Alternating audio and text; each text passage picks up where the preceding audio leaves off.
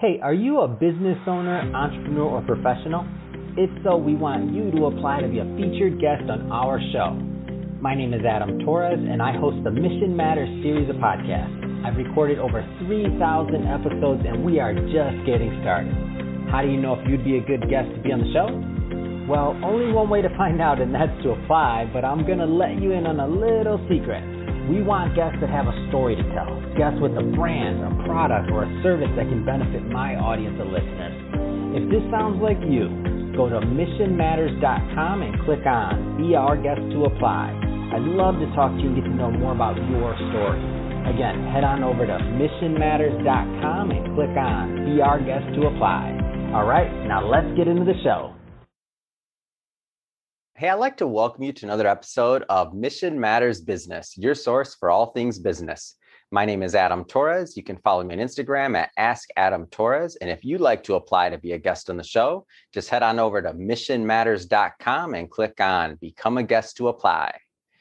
All right, so today I have Osman Dulgeroglu on the line, and he is CEO over at Embrace Relief. Osman, welcome to the show. Hi, thank you, Adam. Thank you for having me in your program. And so, Osman, I have to tell you, just to get us kicked off, where we will talk a lot about Embrace Relief today, and we'll also get into some of the programs that you're putting together. Between clean water, your service in Africa, just all these things that you're doing. I'm really excited to bring this content to my audience today.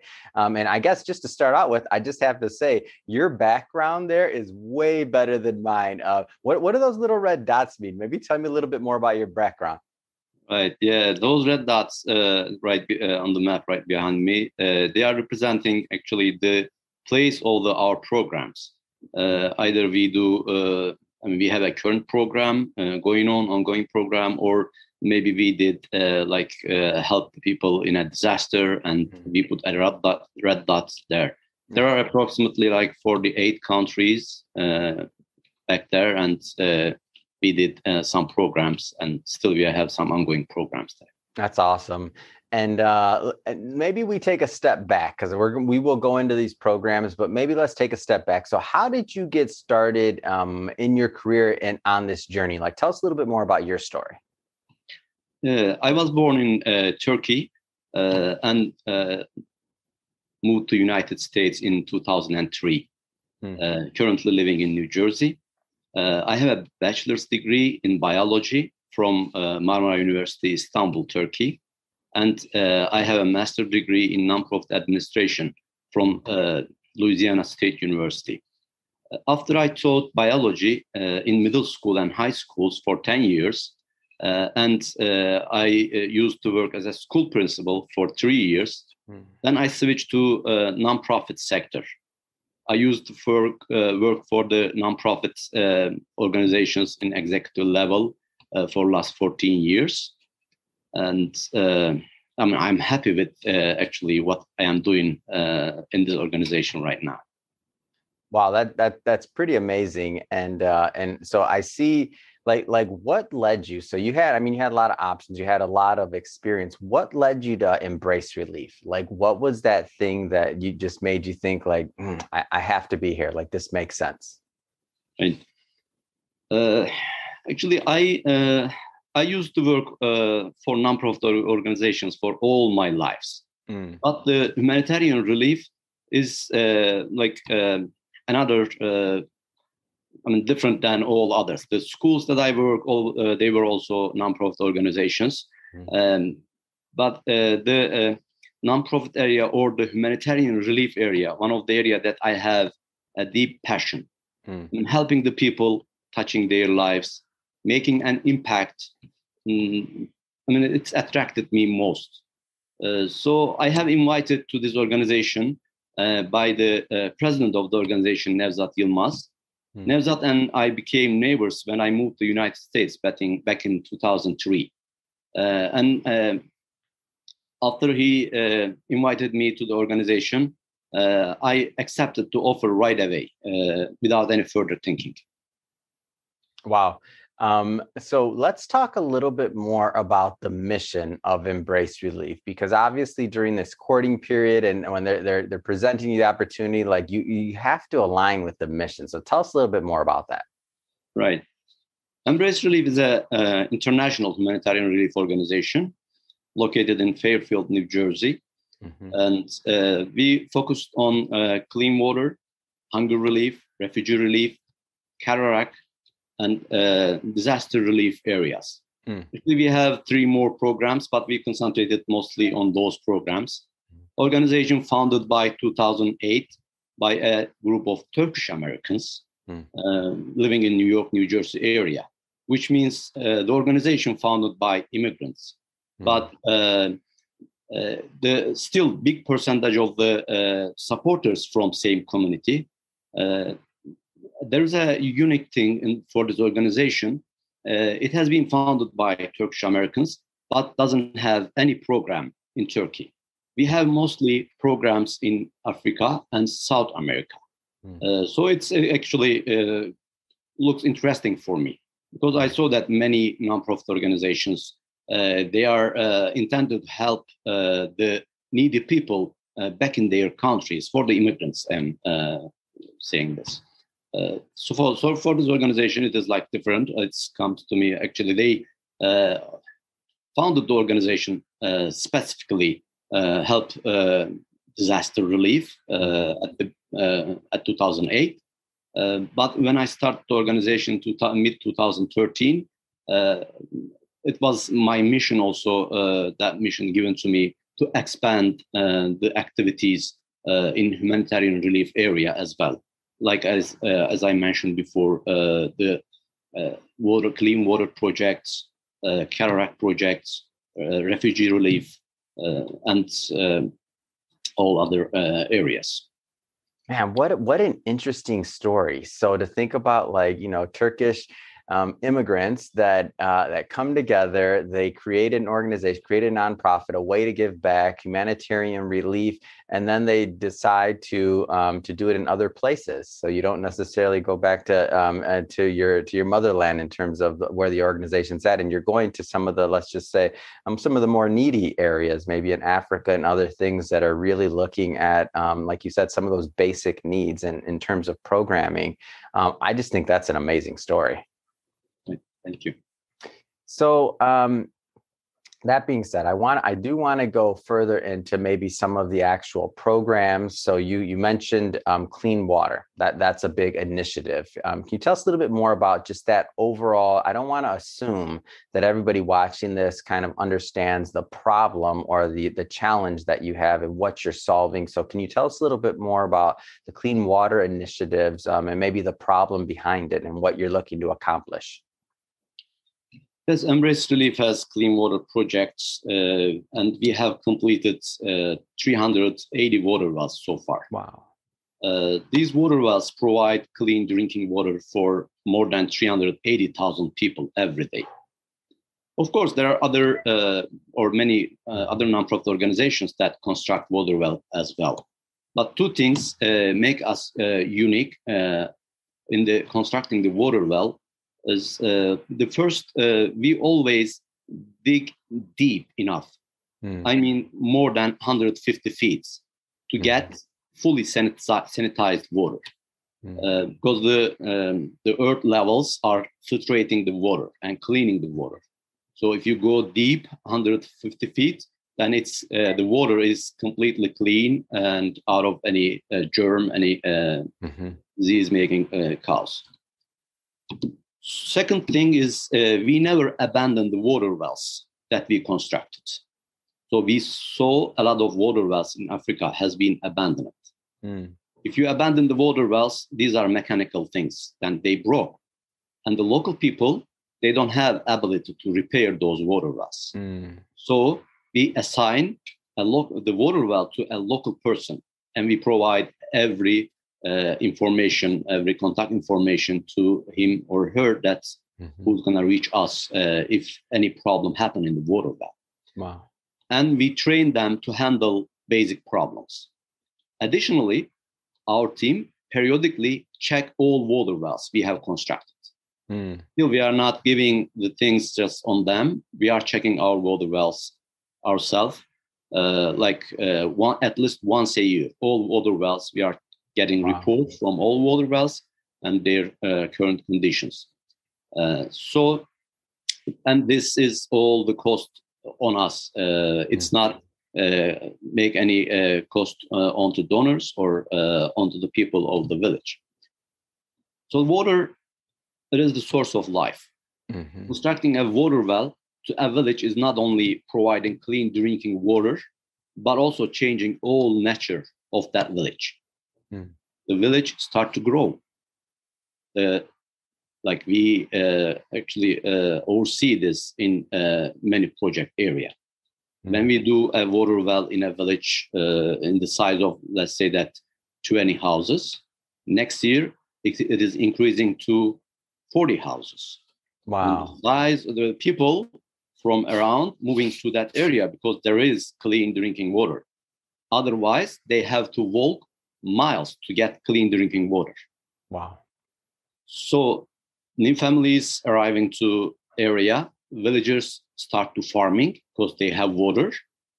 Even they open marketplace. They produce products and they sell those products. Provides a foundation for a thriving community. That's amazing. And I like that you bring up the fact that, it's for growth. So that's what we're doing here. And you're creating economies. And one of the things that I always like about water projects is that especially the way you're doing it, because I have heard of some of the other things that you mentioned going on where it's, but the way that you're doing it with making sure that the water well stays functional, repairs, other things like that, and really checking in is that you're going about it almost like, obviously it's a nonprofit, but I like to always say that the profit is in the good that you're doing. So you're really watching your investment and that water well and your investment in the community, not just in the assets, but in the time, in the trust of the people that are receiving some of the help. And then also in those economies that you're building, like you're protecting your investments. You're going about this like a business and an investment. Yes. Yeah, that's wonderful. I love it. So let's get into some more of the projects that you're working on. So I know you do a lot of work with refugees and around refugee work. Tell us a little bit more about that, please. Yes. Embrace Relief has been helping the refugees since 2014. We have started with the Syrian refugees at that date. So we have delivered 29 containers of blankets, coats, and clothing to the Syrian refugees living in Iraq and Turkey. We have provided hot meals to 4,000 refugees in Turkey-Syria border for 1 year. So we supported a school that's serving to Syrian refugees in Turkey for 1 year. There were like 350 students, and we paid all the rent, all the building salaries of the teachers, and all the expenses again for 1 year. And while Turkey became a home for the millions of the refugees, unfortunately these days, tens of thousands of Turkish citizens are fleeing their country and becoming refugees in surrounding countries. Because of the political unrest started at 2014. Many of those families have no paperwork, no jobs, no language skills. They are virtually helpless. Wow. They are escaping from their homes to protect themselves and their children from being arrested and tortured. I have two brothers. One is brain surgeon and other one is computer engineer. Both of them fled from Turkey and became asylees in the US. They left everything behind. They are not able to practice their job. They have a language barrier. Their kids left their college behind and they started from scratch again. Wow. And these are happening in the 21st century. And this is just a glimpse of the life of the refugees. One of my brother has the brain surgeon one. And he's still a brain surgeon. He is a very successful brain surgeon. He has conducted, he mentioned once that 4,500 surgeries. Wow. And never failed one. Wow. This is the brain. He's working with the brain and never failed one. Wow. And there's a restaurant for him because he has a bank account in a certain bank that government accept that bank is enemy of the government. And he sent his schools, he sent his children to a school which is accepted by the government, that school is not supporting the government, current party. Wow. Current governing party. That's all. They are not supporting him. And there was another thing that just he was purchasing a newspaper which was the widely distributed newspaper of the country. I mean, can you imagine? Those are the reasons he's gonna get arrested if he go back to his country. I mean, in many other countries also, refugees has these type of problems. Since 2018, Embrace Relief has decided to help the refugees in Greece, and we are providing emergency housing and rent assistance to 265 families right now. And we are serving 2,000 refugee kids in our free online after-school program named First Bricks, where we have registered students 8-9 years old who are not able to properly read or write. And it's tragic. 9-8 years old kid never go to school.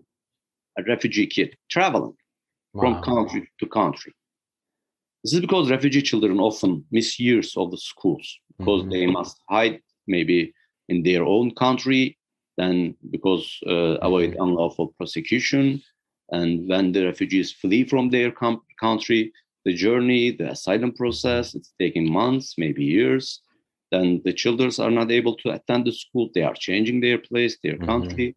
Furthermore, there is a language barrier if they arrive the final place, final country, and they are losing a lot of time. So we are trying to, when we register a student, we never cut our contact. I mean, we continuously give that education where they travel, when they travel. It's not changing anything because it's an online program and not a school, of course, but still we are trying to do how much we can do.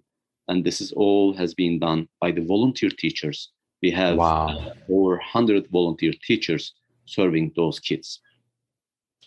Wow, what an amazing story, and what a great service that Embrace Relief is providing to these refugees in various areas, and really just addressing some of the problems and the hardships. When I think about like organizations like yours, I'm like, man, every bit helps. Every person, every child, every piece of education that you're mentioning. So I know maybe some of the people, myself included, that are either watching this or listening to this, maybe sometimes we take for granted the idea of even just having some of these things like an opportunity for education, right? Or an opportunity to stay in the same place, the same city, or the same home, or the same anything, and not necessarily fearing for your whole way of being or way of life, like your brother, because you're doing something that the current regime doesn't agree with. Right. Wow. Let's continue to go further into Embrace Relief. So I know that a big initiative are health projects that you work on. So tell us a little bit more about that, please. Yeah, health initiative primarily in Mali, Africa, where we have 3 medical clinics and a mobile health clinic. This mobile health clinic is a truck, and it has 3 rooms in it. 1 surgery room for cataract and eye diseases, another room for dental operations, and 1 waiting room, or the room for the checkups, health checkups. And we have a van. The van is traveling to. It has a room in it only for checkups. It's going to villages and doing the health checkups over there. Our volunteer doctors is traveling with that van. And people is in these villages that we are traveling and doing the health checkup have little or no access to proper health care. Many of them never see a doctor in their whole life. Wow. And when our mobile clinic, we are sending the mobile clinic to remote areas that they cannot travel also to our clinic. Our clinic is located in the Bamako, the capital city of the Mali. So if we are traveling to far cities that they cannot travel to capital city to come to our clinics for checkup, we are doing health checkup in the first day when they arrive to the city. Then if we find some diseases that we can cure right away, cataract is one of them. And second day, we conducted the cataract surgeries. Then the third day, they are coming back for checkup. And they are doing the checkup, final checkups. And the 4 or 5 day, they are coming back. So it is like 5 days operation. And they are traveling, doing the surgeries and coming back. If our doctors find some diseases that they cannot treat, then they help them to access a fully equipped hospital to be treated. I mean, at least they are detecting that illnesses. If the locals has some disease, even they don't aware of. So our doctors is finding that and helping them to access the health system to get help. Wow. The most distinguishing part of the mobile clinic is the ability for doctors, of course, to perform the surgery on the site. And it is a good opportunity for them because when if the distance we travel to do health checkup is a close distance, they can travel to the capital city to get the cataract surgery and get help. But there are many people, they don't have money to travel. Even they don't able to travel to capital city to get the help, to get the cataract surgery. So this is an opportunity also for them. The cataract is actually common disease throughout Africa. And it is caused by malnutrition, prolonged exposure to the sunlight, and excessive dust. Cataract is known as a disease for elderly people in the developed countries, developed world. But in the United States, we can say that like people has cataract maybe after 70 years old, 80 years old. But we have had the patients as young as 9 months old. Had cataract in both eyes. Oh, wow. A kid 9 months old. That has been actually just 1 month ago. One of the patients was in this, they found in a visit to a foreign city. And then they invited, actually, this kid is very little. So our volunteer doctors didn't want to risk his life or anything. Then they invited this kid to the capital city for conduct the surgery in a fully equipped hospital. We have done. I mean, we are charging actually $100 for our donors for the cataract surgery of one person, and also health checkup of 15 others. But we paid $1,000 for that kid, for that hospital to solve his problem. I mean, this is a very young kid. I mean, he has his whole life in front of him. But we have many young boys and girls. I saw in the list, actually, the picture. We are receiving the pictures and the list and all details who has been get benefits from those surgeries. And I see like many kids in 9 years old, 10 years old, 14 years old, girls, boys, young mothers in their age of 30. They're supposed to take care of their children, but their children are taking care of them because they are not able to eat themselves. They are not able to wash their body themselves, and they need help in basic needs of the human body. And those kids, this disease, which is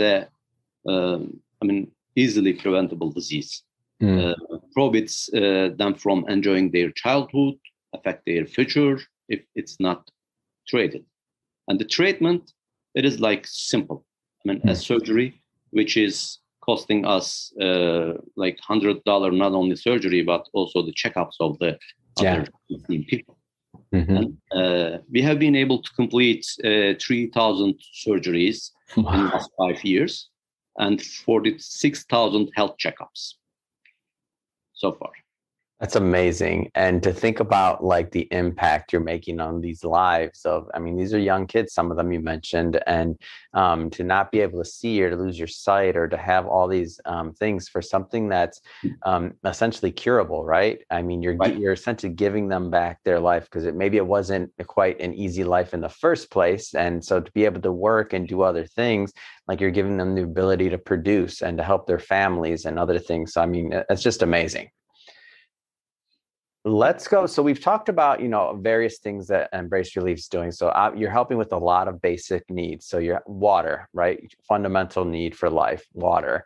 You're helping with refugees. So a place to stay, a place to, a place to thrive and a new beginning, if you will.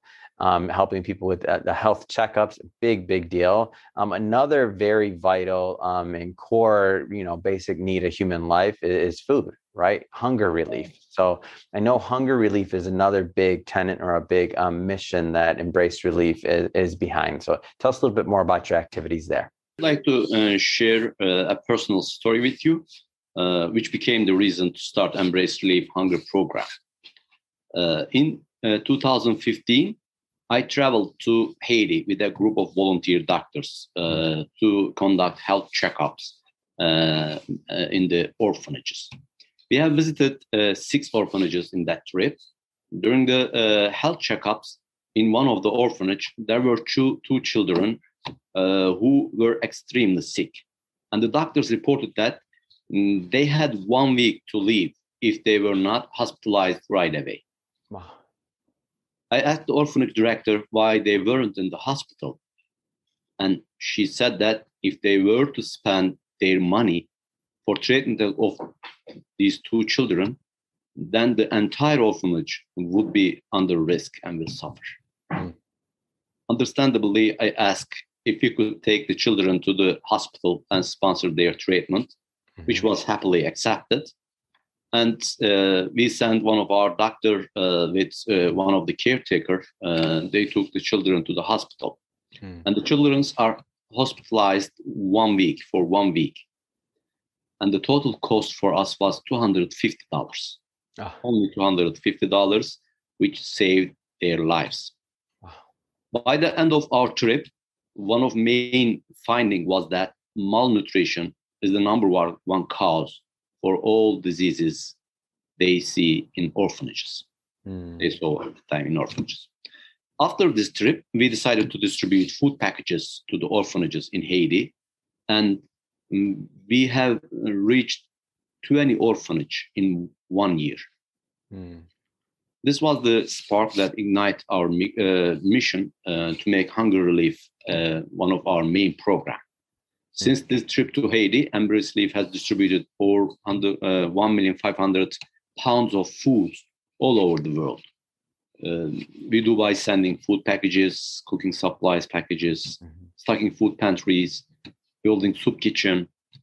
Every year, we distribute food packages, roughly 20,000 families in US and around the globe. The smile and appreciation we receive from every person we help touch our hearts. And I believe this is also a very important project that we have. What an amazing story, and what an amazing thing to do. And just for you to be on the ground there and to see that and to help those children, and then just to think about how you can build on that and what's next, like what more can you do? And I can see that for Embrace Relief overall as a nonprofit, as an organization, as the people behind it and the supporters, it looks like that's a big thing. Like what's next? How can we help more? And speaking of, what's next? I know as we're recording this right now in 2021 now, Q1 of 2021, we're still kind of in the middle of the pandemic, COVID, a lot of things still going on, a lot of uncertainty in this world. And a big deal is a lot of people making the move to virtual and transitioning to virtual and what that looks like. And not just in corporate America, but nonprofits also. How is this this move, or how is Embrace Relief moving to virtual, whether it's, I don't know, whether it's for fundraising or reaching out or just in general? Like, tell us a little bit more about how you've been affected. Yeah. Over the past decade, the world has shifted to telecommunication rather than personal communication. Mm-hmm.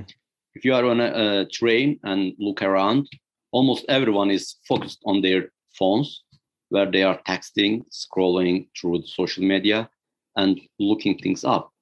This can even be seen in our own homes and the place that we are together with other people.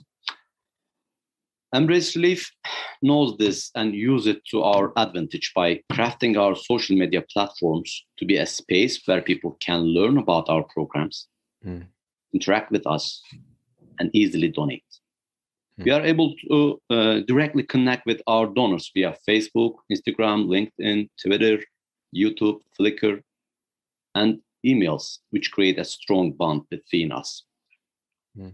Coincidentally, 90% of our donations come from online.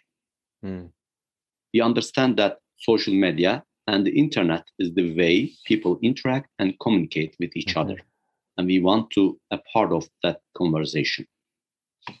We made our website available for the group fundraising for community centers, public schools, and any other groups. They are able to raise money for their project throughout our website. And we are helping these groups to implement their project in the country they selected. We made necessary arrangements for their travel to the project site. We have groups that support us from Spain, from Hong Kong, from Bulgaria. And they have who has reached us over our social media accounts so far. So I believe that the social media and telecommunication very important for all nonprofit organizations. And it's even getting more important year after. And so what kind of, I love this story. And I think the more and just as you're naming multiple countries coming together to help Embrace Relief, to get behind the projects, what kind of trends or feedback are you getting from donors and like their response to this? Actually, donors, those are the donors that I mentioned, the countries. The donors reach us from social media accounts. The project that I mentioned actually attract their attention a lot because they can do their project. Of course, these projects, they should select in the project that we currently have, that we can help them more. And they can select the country. Let's say that a group could do a water well project for themselves. We have groups now doing water well project from Hong Kong, from Spain. And these people reached us from online and now continue their project. But we have a lot of groups from public schools, universities here from United States that they are doing their project. Of course, they are at the same time the donors and also our supporters and our volunteers while we are doing this project. So the feedback from them, I can measure that with our increasing programs every year. So in 2019, we have completed 30 water wells, but in 2020, we have completed 56 water wells. Wow. Now our goal is to complete 75 water wells in 2021. And we have reached to 20 already. Last but not least, we will continue focus on donor acquisition and retention. The accountability and transparency is the most important thing. When while we are reporting to our donors from the region, from the project sites, what we are doing, how we're using the funds they are provided to us, how it's affecting the life of the people, then it's increasing their inclusion to all projects and increase their support as well.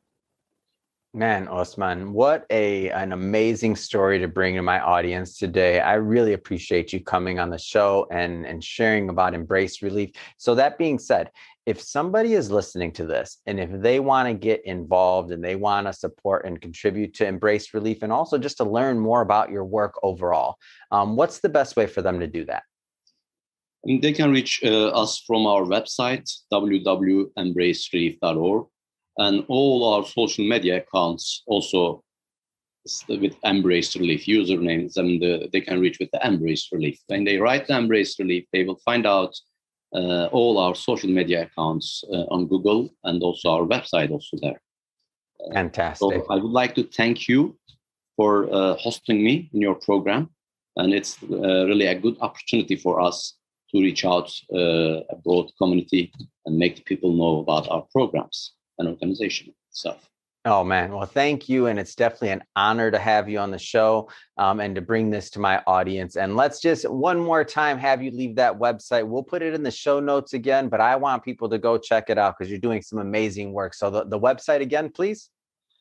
www.embracerelief.org.